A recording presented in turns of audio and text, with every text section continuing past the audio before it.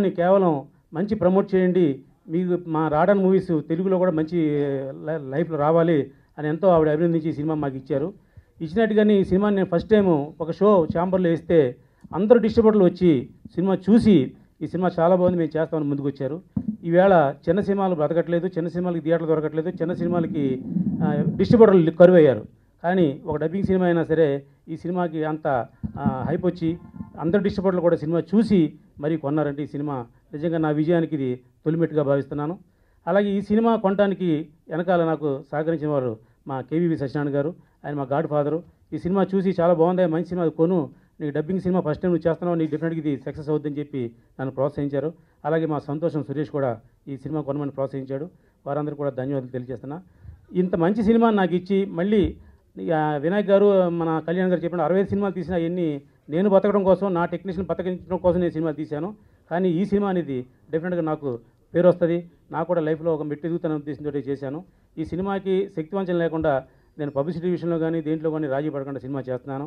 అలాగే గురుగారి దగ్గరికి చెప్పా, డిస్ట్రిబ్యూటర్స్ అందరూ వచ్చి ఈ సినిమా పట్ల వాళ్ళకున్నటువంటి నమ్మకాన్ని, వాళ్ళకున్నటువంటి ఆ ప్రేమని వ్యక్తం చేస్తూ ఉంటే నేను సక్సెస్ అనేది ముందే తెలిసిపోతుంది.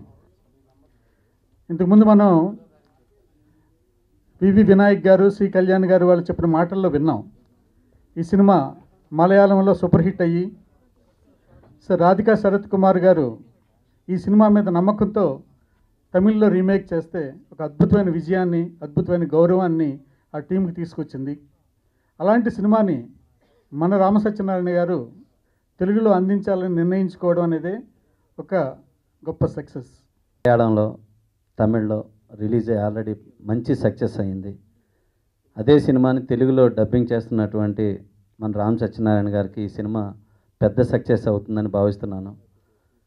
ఈ సినిమా పెద్ద సక్సెస్ అవుతుంది అని చెప్పడానికి ఒకే ఒక నిదర్శనం ఏంటంటే, ఈ సినిమాలో ఆర్టిస్టులు శరత్ కుమార్ గారు, రాధికా గారు, ప్రకాష్ రాజు, ప్రసన్న, చేరన్, ఇట్లా ఎంతమంది ఆర్టిస్టులు చేశారంటే డెఫినెట్గా ఇది అద్భుతమైన కథ అయి ఉంటుంది. ట్రాఫిక్ సినిమా 60 సినిమాలు చేసినా కూడా రామేశ్వరరావు ట్రాఫిక్లో ఉండిపోయాడు. కానీ ట్రాఫిక్ క్లియర్ కాలే. ఈ సినిమాతో ఆ ట్రాఫిక్ కూడా క్లియర్ అయిపోయింది. డెఫినెట్గా ఆ రామేశ్వరానికి ట్రాఫిక్ క్లియర్ అయ్యి ఇక్కడి నుంచి మంచి మంచి సినిమాలు రావడానికి దోహదం కలుపుతుంది. ఇది ఒక చాలా మంచి పాయింట్తో కూడినటువంటి చిత్రం, చాలా ఉత్కంఠగా సాగుతుంది. ఆపత్కాలంలో ఒక ప్రాణరక్షణకై అందరూ కలిసి, వ్యక్తులు, వ్యవస్థలు, ప్రభుత్వ యంత్రాంగం తమదిగా భావించి, ఆ బాధ్యతగా భావించి సమాజం కోసం సమిష్టి కృషితో ఒక విజయాన్ని సాధించాలి అనేటువంటి ఒక ఏకైక లక్ష్యంతో 3 గంటలు, 2.5 గంటలు, 3 గంటలు ఒక టెంపోతో, ఒక లక్ష్యంతో తీసినటువంటి ఫిలిం అండి ఇది. ఇందులో పాత్రలు చాలా అద్భుతం. క్యారెక్టర్స్, హీరోస్ కనిపించరండి, ఆర్టిస్టులు కనిపించరు, ఓన్లీ క్యారెక్టర్స్ కనిపిస్తాయి. సూర్య గారు కూడా అంతే, అందులో ఆర్టిస్టే హీరో. సూర్య గారు ఆయన అభిమానులు ఎంత కాంట్రిబ్యూట్ చేస్తారు. ఒక బ్రెయిన్ డెడ్ బాయ్ హార్ట్ని ఒక 1.5 hour distant 1.5 hour time distance ఉన్నటువంటి ఒక ప్లేస్కి ఒక అమ్మాయికి ట్రాన్స్ప్లాంట్ చేయడానికి ఎలా దోహదపడతారు అనేటువంటి పాయింట్ మీకు తీసిందండి. In 2009, one unfortunate morning, a boy was declared brain dead after getting into an accident. Both his parents, both his mom and dad were doctors. As a parent, they both took a very bold and very great decision to donate his heart to another 6 or 7-year-old girl who was waiting for a heart transplant.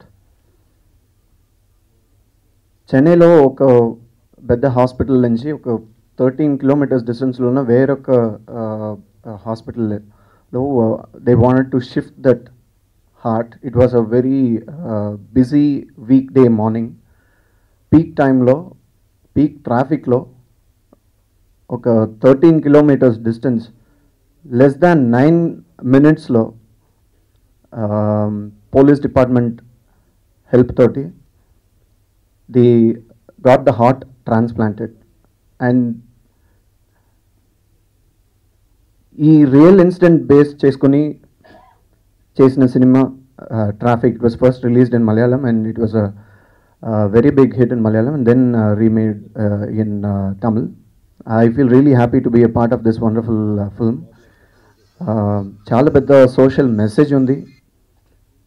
దాని కూడా ఒక very very interesting thrilling screen play ఉంది ఈ సినిమాలో. డెఫినెట్గా తెలుగు ప్రేక్షకుడు అందరూ ఈ సినిమా ఎంజాయ్ చేశారని నేను అనుకున్నాను. ప్రొడ్యూసర్ గారికి మై బెస్ట్